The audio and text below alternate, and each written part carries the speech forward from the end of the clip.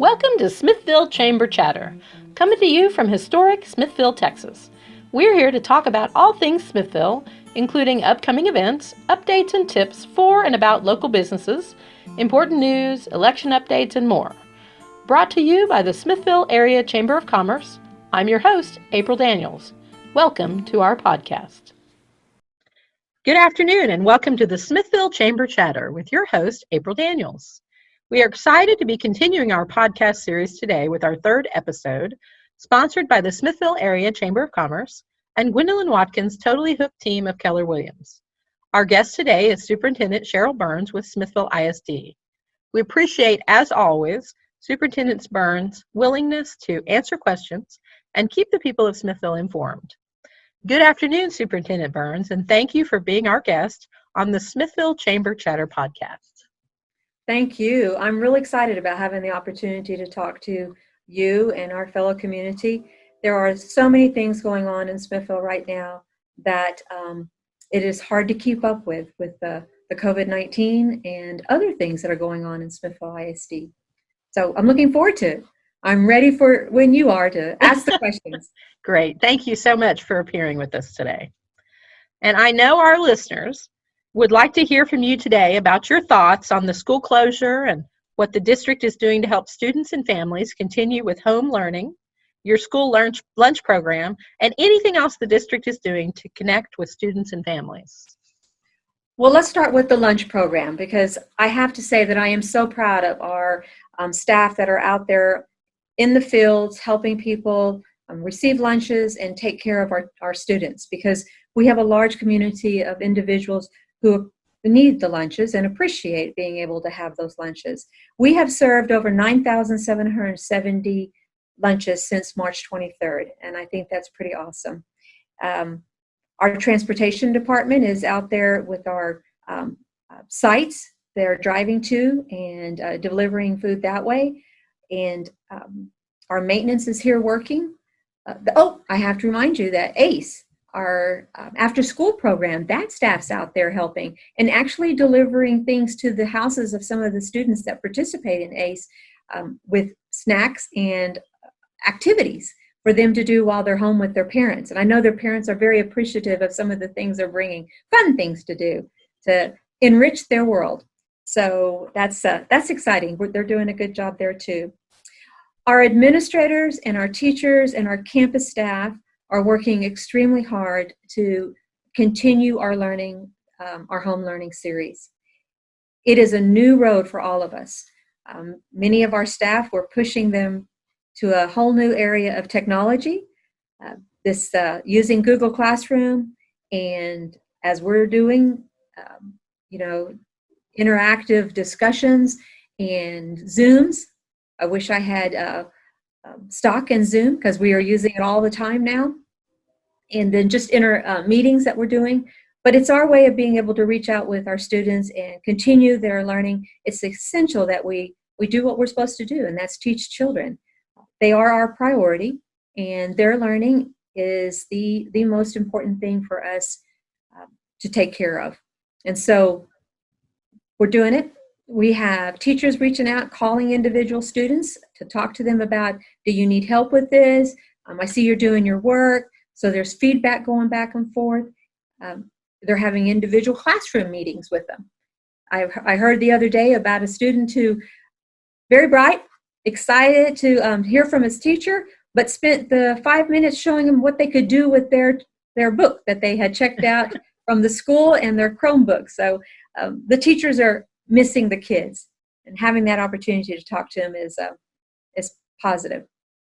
I would say, though, Brown Primary is going to be requesting from TEA that they send out their material. TEA's done a good job as far as putting together some online material to use and some things that they're mailing out. So our Brown Primary students who are on paper pencil will be receiving a packet in May for them to do. So.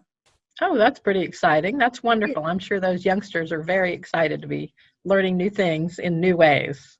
We hope so. Yeah. It's new for them too. The technologies for many of them new. Absolutely. Especially their parents. Well, I am sure the school board and your staff is working hard to support everyone in your district. Can you talk a little bit about the response measures being taken at the district campuses, the school board's role in those measures, and how your staff is holding up during the COVID-19 crisis? Our school board's done a great job supporting our staff in the district. They agreed to have premium pay for the individuals who are coming in and working in this crisis, so that when they're on the line, for instance, they receive time and a half. So they have that's a wonderful thing for our school board to do. They also passed a resolution this last board meeting for a pass-fail, so that our students will meet the needs and get a pass, but they won't be under that requirement of am I going to get a 95 or am I going to get a 75? Because we're very aware of the fact that the technology's new, parents are home with the children, but in that household, there could potentially be 2 adults trying to work from home and several children trying to work on the Chromebooks. And so that's a management of time. We're all in a different situation. And so we want the children to learn, but we also want us to have a community of working together with the families to ensure that that learning's going on. And we feel like a pass-fail position will be beneficial for both sides in that communication that goes on. They also are continuing to support the operations of the school. I mean, we still have budgets to get ready for next year. We have a new situation where we didn't realize we're going to be closed for the remainder of the year. So they're supporting us in the fact that we've got to get children stuff back to them. I mean, they left their things in their desk, and now we've got to get it back to them. So that's a thing our teachers are working through. It's a whole new world of figuring out operations and what is the protocol that we're going to use to be able to get on campus to accomplish the goals that we need to do before the end of the school year and be ready for next year when everyone comes back. Teachers are missing children, and sure. I know that they'll look forward to seeing them again in the fall. Well, I certainly understand that. I'd like to take a moment to thank the sponsor of today's podcast, Gwendolyn Watkins' Totally Hooked team of Keller Williams. Thank you for always being a big supporter of Chamber programs. Superintendent Burns, I know the district has been working on renovations of campuses. With the completion of the junior high and sports complexes, where is the district now on the remaining renovations that were planned? Well, we are continuing our construction. The construction subcontractors are all following a protocol that has been set up for them to stay safe for themselves and anyone on the district who happens to come into the construction site is also following those protocols. When you're looking at our construction, what the kids now know as the elementary school that they have been at for this last year is called Building 1. For those old timers in the community, Building 2 is the old high school. For some of the younger people, it's a specials building. And then, of course, the old high school, old junior high that we just left is Building 3. So that's Building 1, 2, and 3. Building 2 and 3 are in the process and have been in the process for the last several months of doing their renovations. Building 3 has now a serve-only kitchen in the middle of it. It used to be a homemaking room and area, so we've taken that homemaking area out, and it's a serve-only. So the children will be able to sit there and have their lunches, and that'll be our 4th, 5th grade center. So that it's moving along. I was in the building yesterday, and they are starting to paint it. Every single one of the buildings will have new ceiling, new floors, new paint, and then many of the cabinetry that's in the buildings will be brand new. So, and our school board, by the way, on Monday night, agreed to let us have brand new furniture in all of the buildings. And we're real excited about that, April, because the furniture is over 30 years old, 20, 30 years old. As I said, we had the old high school, old junior high, and now. So it'll be age appropriate. So the sizing will be the right. So we don't have high school desk for little kids. It'll be set for instruction. And the reason I kind of hesitate is like, how do I say that? So if we are going to do what we call guided reading, which usually takes in a small group in the classroom, but we have tables that we're going to be able to do that. So the initiatives that we have started at Brown Primary and Elementary over the last 3 years, we're going to be able to continue that in all 3 buildings with the furniture to support that. So we're excited about that. Well, that's wonderful. Are you still on the same timeline for your campuses? We are on the same timeline, because remember that building 2 and 3 will be moving into in August, and we're on timeline for that, even given the COVID-19.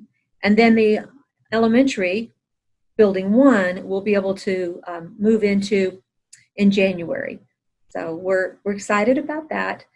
Building 2, we're redoing the library in there. Some of the individuals that remember that library, and many of the rooms, we're going to see a brand new specials building, old junior high, old high school. So that's going to be fun. I'm looking forward to the community having an opportunity to walk through building 1, 2, and 3 when it's all said and done. It's difficult to do a renovation because you want it to look new, but still hold on to the history that goes with it. Sure. So it's going to be fun. I can't That's wait. exciting. That's exciting to hear. I can't wait to walk through and see all the new changes. That's wonderful. Especially, I know I, for one, think that's fantastic about the furniture. How neat to have brand new furniture when you're moving into a newly renovated building. That's wonderful. Yeah, so if y'all see a board member out there, make sure and tell them thank you for the furniture, because it is not part of our bond. It is coming out of our fund balance. And so they agreed that it was a priority for us to give the students new furniture, the teachers instructional furniture to be able to utilize to continue our, what we do. Sure. Teach kids. Absolutely. That's exciting to hear. Well, finally, I know everyone listening today would like to hear a little bit about plans that are being made for graduation. Graduation. Our seniors, let's think about it. At home, it is hard to say that they've had a tough year. They've had not able to do their senior circle because the first thing was raining it out, and then we've just had lots of things that occurred. They've missed band trips, they've missed stock shows, they've missed banquets. So they've had a lot of things they are missing out. So we're going to be doing a virtual graduation, and we're spending the last week putting that together, what it's going to look like, how it's going to be accomplished. It'll be a graduation that feels, other than we're all together as a community, and other than the kids walking across the stage, we're going to do our very, very best to make sure that it is a special event so that we can celebrate with these students. This is graduation is one of those things that you remember forever. Your high school graduation has all of these things that you have worked hard for, and you get to be acknowledged that you worked hard for it and you were able to accomplish. Walking across that stage is a big deal. We realize that, and we're saddened that they're not going to actually have that opportunity to walk in May, but we're going to have a graduation, and we've already started the plans. So we'll have the guest speaker, we'll have the valedictorian and salutatorian be able to do their speeches, we'll have the students do the pledge, and the community and the families can watch it virtually. Just like they're watching you and I talk, they'll be able to watch their children's graduation and to be certified that they are graduates of Smithville High School. That's wonderful. That's great. And that's another example of the district working hard to serve their students, to serve the families, to serve the community in a time that none of us could have predicted. And it's also unprecedented, and you all have really done a great job of pivoting to this, whatever this new normal is that we're all dealing with. And I as a citizen of Smithville, salute all that you all are doing, and thank you very much. And that wraps up our questions. I want to thank you for appearing with us today for this episode of the Smithville Chamber Chatter podcast. We invite our listeners to join us next week when our guests will be Project Graduation and 3 Smithville ISD seniors, including our valedictorian. We'll also talk about the Senior Banner Project that the Chamber has been spearheading. Be sure to join us. Thank you all, and thank you again, Superintendent Burns. Thank you.